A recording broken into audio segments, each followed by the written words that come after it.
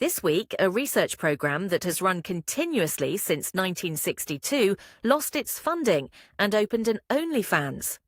Orcas in Mexico were filmed inventing a method for turning a 2,000-kilogram fish into confetti.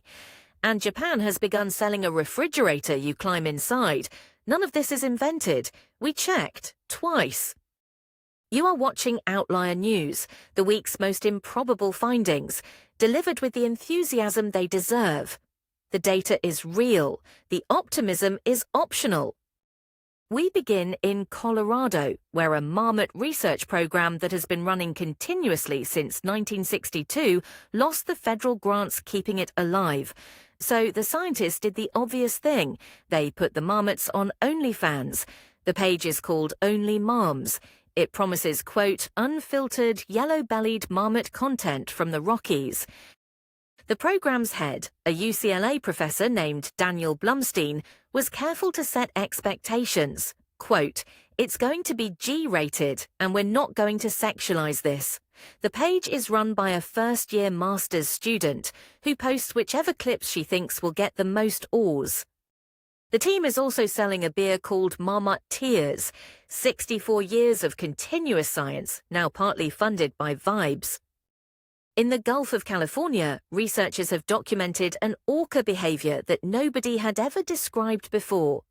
One orca takes a dead sunfish by the tail and holds it perfectly steady. A second orca accelerates toward it, and a moment before impact, the first one lets go. The sunfish, which in that species can weigh up to 2,000 kilograms, comes apart into thousands of pieces.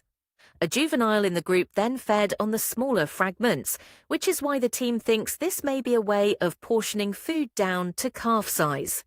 It was published this week in the journal Frontiers in Ethology. The lead author offered a second possibility. Quote, it could also just be for fun. Orcas are known for playing with their food. Japan has spent July under a heat dome. On the 15th alone, 48 people in Tokyo were hospitalized with heat stroke. So a refrigeration company built what it is openly marketing as a human refrigerator. It is called the Do-Hyman box, and it is roughly the size of a vending machine.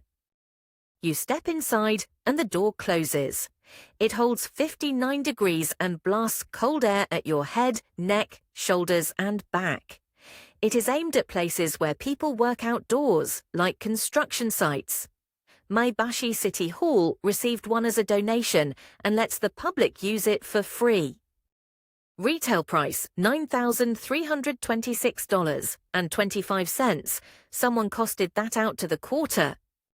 Sometime after the Second World War, a few brown tree snakes reached Guam, probably in military cargo. They ate the island's native forest birds into local extinction, and they climb utility poles, causing hundreds of power outages a year. In places, there are now 30,000 per square mile.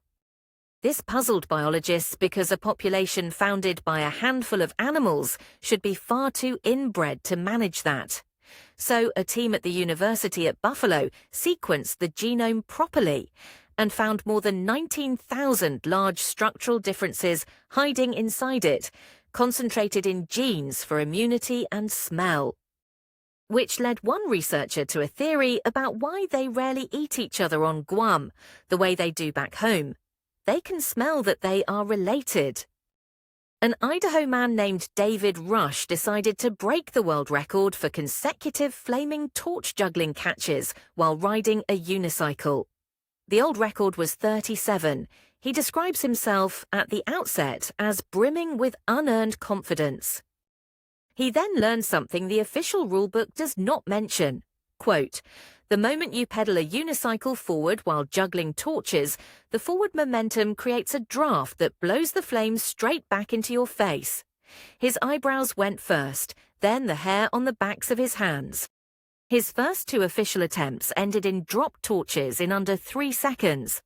On the third, he made 175 catches. In Lake Malawi, there is an insect larva that commutes. Every day it descends more than 200 meters to hide from predators, and every night it comes back up.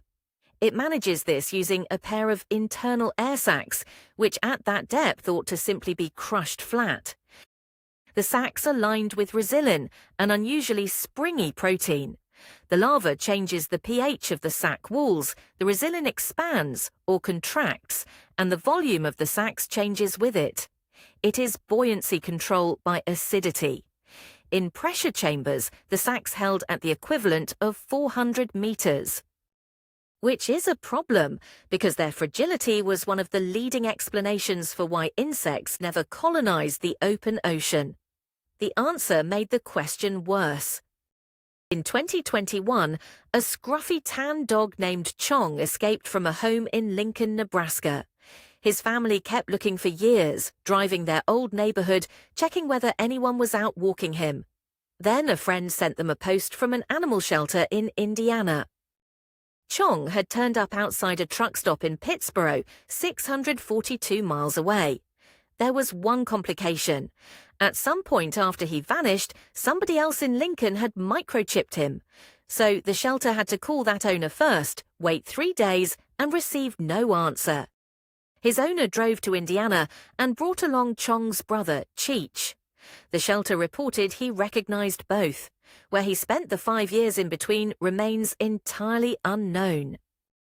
And finally, a man cleaning wetlands in New Jersey found a sealed glass bottle.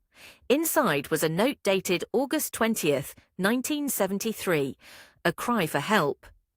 Quote, "This bottle was adrift off Ocean City as my captors were transporting me to an island offshore in the Atlantic. A band of ruthless sponge fishermen are forcing me to dive for them in shark-infested waters. You may have saved my life." It was written by a 9-year-old named Lori Blair, dictated to her 16-year-old sister, who had the better handwriting. Lori died in 2019. Her sister is framing the note.